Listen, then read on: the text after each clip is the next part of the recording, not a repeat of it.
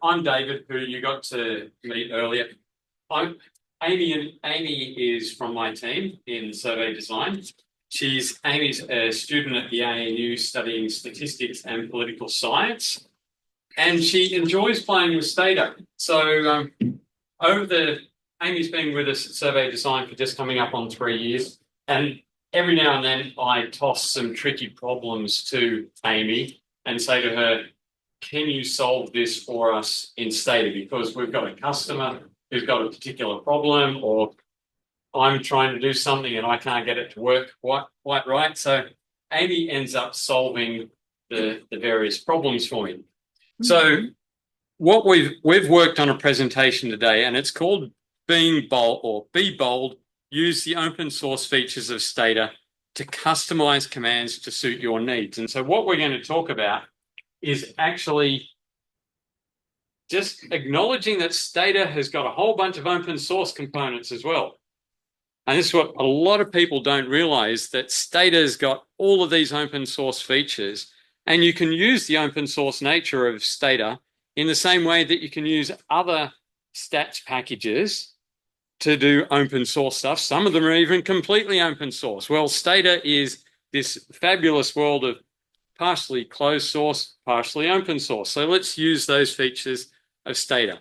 So what Amy and I are going to take you through is some of the cool things that Amy's been able to do to help us solve problems for clients using the open source nature of Stata. So what are we going to look at, Amy? So first things first, we just wanted to quickly run over the ado path for those of you who are not familiar with it. So in Stata, if you use the sysdir command, you can find the various places that your ado files are stored. So an ado file is like a do file, but it's specifically for writing commands rather than simply batches of code. So here you'll notice you have a personal and a plus ado file. We recommend putting all new commands that you have written in the personal file, just so you know where they all are. You can also technically put them in the plus and it works, but we would recommend putting them in the personal section. And the reason why we want you to know this is most of Stata's code is actually in these ado files. So there's a bunch of Stata executables that make Stata work, but then most of those commands that you run are just written as ado files. So you can actually copy them and go and make them work the way that you want them to work. And I can see some people nodding, going, yeah, I already do this. But most people just don't realize this. And this, if you've got stuff that you want to teach to students, but you want to do it slightly differently to the way that Stata works, you can make it work your way.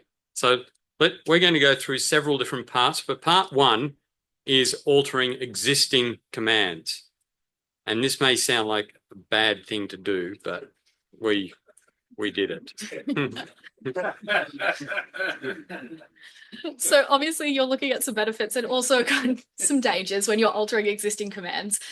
The main benefit is that tailoring commands for your own purposes can be very, very useful when you're working with Stata. So basically, anytime you're using a command and you're thinking, oh, I just wish it did XYZ, this is the type of stuff you're looking at. So you're increasing functionality of commands. However, obviously you do have the risk of impeding the original functionality of the code. So you do need to be careful that you don't break original code. So we always recommend when editing, you copy the existing code into a new do file. Don't edit the Stata ado files in the base package. Not a good idea. Yeah. So do not edit directly in your Stata base ado files. Always make a copy. Another danger that I have come across when working is to be aware that different commands in Stata were built under different versions. And so there are commands that were built that have been updated over the years. And some of the existing commands are run in different ways in older do files. And so you will notice on all do files, there is a version number at the top. You can actually, when you're editing, add things to make it run under a different version, which we'll see in the example that we're going to give. So this is one I especially asked Amy to do, because I like the contract and the collapse command. But Stata, it really irks me when you run these two commands, because it overwrites your data set. You run this command and it just contracts that data set or collapses that data set.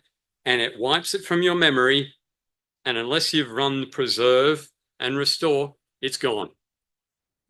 So what we've done is we've made an updated version. They are called new contract and new collapse, where what it does is it gives you an option to put the data you are contracting or collapsing into a new frame using the frames command. So you can tell on the screen, we actually have the back end, and I have just added two very simple bits of code to the start and end of the existing, in this case, contract do file.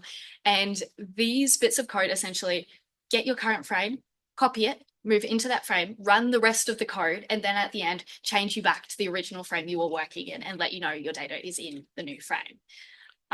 You will notice here what I said about the version number. So I've added in the version 18 here because there are some aspects of the contract do file that run differently because it was built all the way back in version 6. And so if you change the whole do file to run in version 18, it actually breaks, I discovered, which is why it is important to have that version 18 there. So be aware of that when editing commands.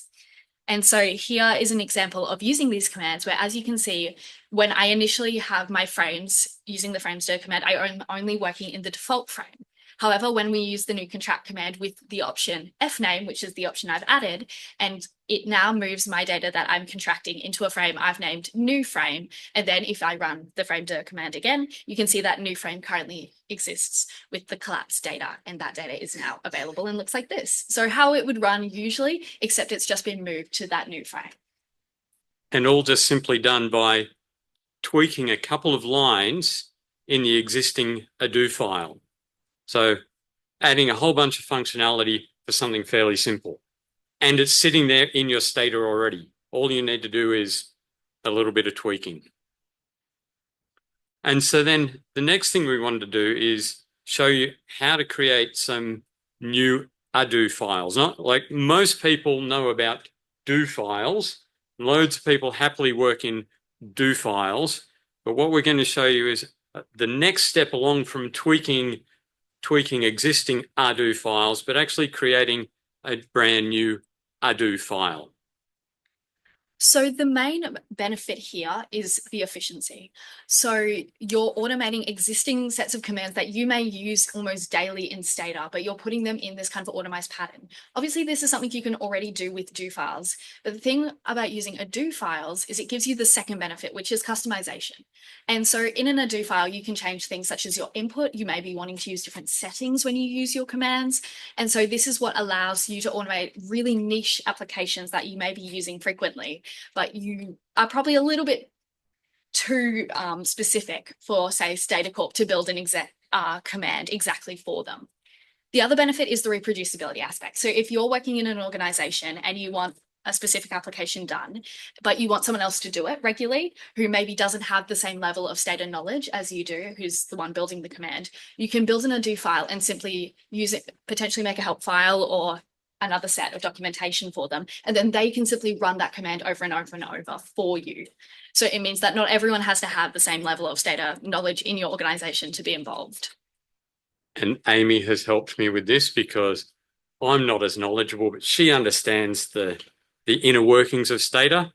And I like to just use a dialog box or something and make the command simple for me. So Amy does the development, I get to use it. You can do the same thing with your other staff or your students. Create the command that you want them to run. And it's available because Stata's open source. However, again, there are some dangers here. The first is generalizability. When you're building your own commands, they are great for the niche application, but you have to be aware they are not always useful in every context, depending how you built them, similar to a do file. The other thing is there is a bit of a steep learning curve with some of the programming in Stata. If you've done any programming in any other language, you should get the hang of it fairly easily. But obviously, to be aware, if someone doesn't come from a programming background, there is a bit of learning involved there. The final difficulty here is it is a little bit more difficult to acquire support. Obviously, one of the great things about Stata is that every built-in command comes with a complete help file and manuals of documentation.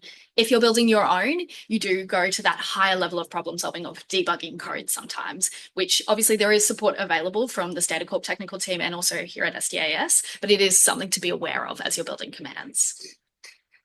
Yeah.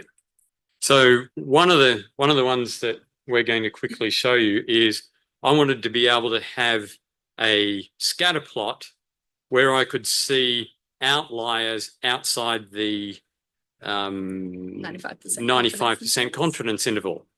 And so I wanted those labeled. So Laura, who works for us as well, she went away and built this scatter plot version and called it OutLabs. And so now I have OutLabs installed on my computer.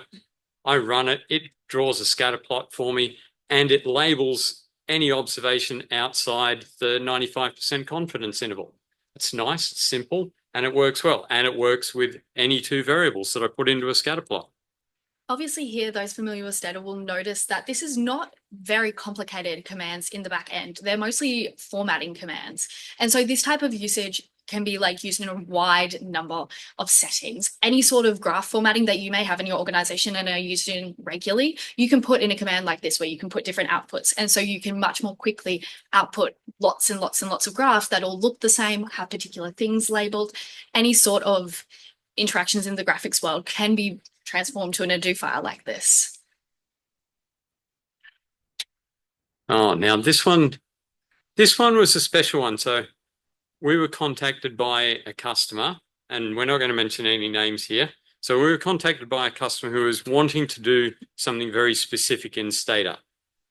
And he wanted to do it in a particular way. And so I had a chat with Amy about it. And Amy, you spent probably about 2 weeks maybe about 3 weeks. 3 weeks working this one out. So do you want to take us through what you've created here for this particular customer?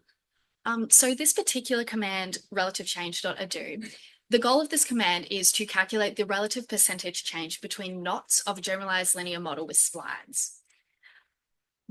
A much more complex application using modeling. However, the ADO file itself follows a fairly standard format.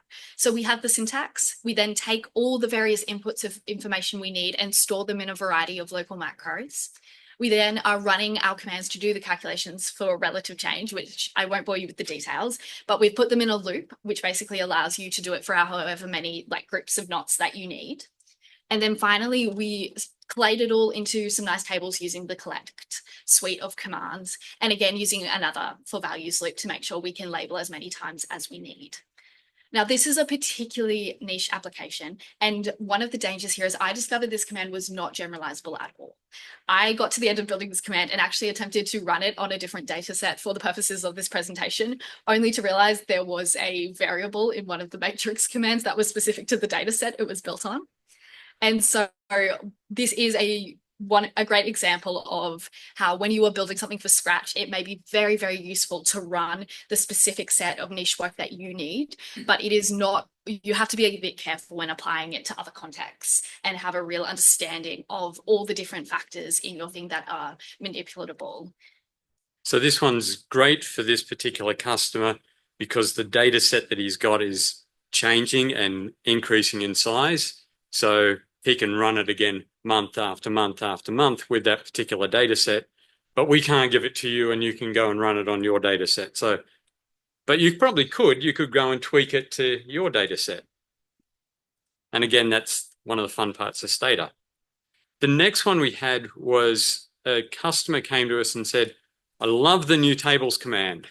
And everyone should be, if you haven't moved to the new tables command, started to use it, then try it out. It is great. We had a customer who wanted to mask some data in the new tables command. So again, I went back to Amy and said, hey, can you help us mask this data? So this command is used to mask individual entries in a table. So we're getting right down to specific row, column, exact result with this type of work. And so again, you'll notice a very, very similar syntax to the previous command, even though it's a completely different application. Syntax comes in, we store things where we need to in various local macros. We then run our commands, which again are using the collect suite, but in this case, we're basically getting to the exact cell we need and replacing a value. And then we basically take the table apart and put it back together with these commands. There's also various options in here. So if you're working with a table with multiple columns, you can do that as well with this command. And so here is an example of the usage of this command. So you can see the original table up the top. And then the great thing about the mask table command is you can run it more than once. So you can mask an infinite number of values in your table one by one if you need to. So for example, the first one here, we're masking in the price row. We're specifically masking a standard deviation. The mask we're applying is a little asterisk, so you can put any string in there. And so if you wanted to mask it with a new value, if you wanted to mask it with a word, any symbol on your keyboard can be entered there. And then finally, the column, obviously we're telling it that the column variable is foreign. And in this case, we're using the coding. So 1 is a foreign car in this case. So you'll see here we have this value has been masked by that first command. And then we've done the same thing with the other two to mask lost my mouse, the value in the totals line, and then also this percentage down here for number 2. This command, again, we had some glitches in the background. This command isn't published on our tech tip site because I built it, then tried to test it on the totals row, so the N row right at the top here of the table, and realized that for some reason, when I tried to use it on the N row just completely disappeared. I later realized this is because of the build of D table. And so there is actually an option to make the N row disappear already. And we went back to Statacorp help to ask about this and got told I was actually abusing the logic of the collect get command to do this work. And I had done it something in 3 lines that was supposed to take maybe like 10 lines accidentally. And so you do have to be aware that there can be some little glitches when you're building programs like this. But it works. Yes, it does work. Yep. So the customer was happy, we were happy, and it came up well. What's our next one? We've got. Yeah. I know we've had conversations about this a couple of times, and this why just occurred. Would it be possible to just remove the in row and then build your own in row and mask it that way? Yeah, I actually do have another command built in the background in my own that also isn't published, where I have had a go at basically taking the N row out and rebuilding it into the table. Yeah. I just have a quick question. We often mask less than, say, 5 observations for privacy reasons. And that would be an excellent addition because manually have to manually mask it. Is that what this can work? So individual rows in less. The idea is yes. Yeah. So it was a researcher came to us who does need to mask their data, and they said to us, "Can you do it?" And so I tossed it over to Amy, and that's what she's developed. So this specific command is for individual results. I do have a set of code that does do the frequency less than 5. I haven't attempted to automate it quite like this, but I do imagine you could use a very similar kind of layout to the code to do it. And you could probably build a command even that allows you to mask under specific frequencies with a specific number as an input. That's good. Yeah. No, this is definitely something you could do with this type of work very easily. And our next stage is to see if we can mask it with a formula or something. So if less than 5, then automatically replace it with this, or substitute it with an average or a median or something, some other value. But that obviously is the power of this type of work. You can take something and go, I want it to do this slightly different application, and tweak it yourself to make commands like this. All right. Now, where do you learn stuff about this? So there's plenty of places to go. So we have our own Tech Tips website. So Survey Design has a website. We've got these, most of these are out on the relative change is not on there, but what's it called? Outlabs is, and the masking ones are on there. Some of the masking. Not yet, but they will be. I posted them the other day. Oh, did you? Yeah, yeah. We also have some webinars. If you're real, and we have them recorded. We run the webinars. They're free of charge to attend. We usually run them every third or fourth Wednesday at 3 p.m. We've got some really good ones on programming. If you can't make it, email me or email Natalie or email Amy and say really nicely, I would love to watch your webinar from such and such a date on this such and such topic, and we will provide you access to the recording. We also have the CSA program, which I'm working on with Dimitri, so the Certified Data Analyst program. There's a core module in there on programming, so that's a great way to learn. There's plenty of books. There's the two main books. There's an Introduction to Stata Programming, second edition, and the Meta book, which is everything you wanted to know or didn't want to know about Meta. Another good resource is just having a look at some of the Ado files, just opening them up and going, okay, is this what this really does? I can work your way through and go, oh yeah, I get that logic. Having a look at the Stata documentation and the manuals. So hopefully you all know how to use help and search and have a look at that. Stata List is a great resource, as is the Stata Journal. I know we go and have a look at the Stata Journal every now and then for some of the things that have been done. On the Stata blog website, so blog.stata.com, there's programming an estimation command in Stata, and we haven't done an estimation command yet, have we? So these commands were probably not as complicated as an estimation command, but a lot of the user-written Stata commands are estimation commands used to do novel applications. So David Drucker's series on how to do that basically takes you from where to go on how to build an estimation command in Stata. And I know there's probably lots of people in this room, online speakers today, who have done that before. But yeah, if you're new to it, it's a great place to start. And then there's the SSC archive. You can visit there, download user-written commands. So someone else may have already solved it and put it out in the SSC. Another one which we didn't put in here was a customer came to me and said, I use a particular user-written command called ISO date, but it uses you'd think the International Standards Organization dates would be standard, but apparently there's an American version. Well done, Chuck. There's an American version of ISO dates, which starts on a Sunday, and then there's the rest of the world, which starts on a Monday, or it's the other way around. And so a customer came to me and said, oh, I like the ISO dates command, but I can't get it to work for my dates in New Zealand. Can you make it work for me? And it was just a simple tweak for him. And I updated the command and that from the SSC, sent it back to him. And I believe he's using it now with his preferred start of the week. And then there's GitHub. So GitHub is becoming a really big resource for Stata as well. So people are posting their stuff there. Now we're at time now. Any final questions? I've got a comment.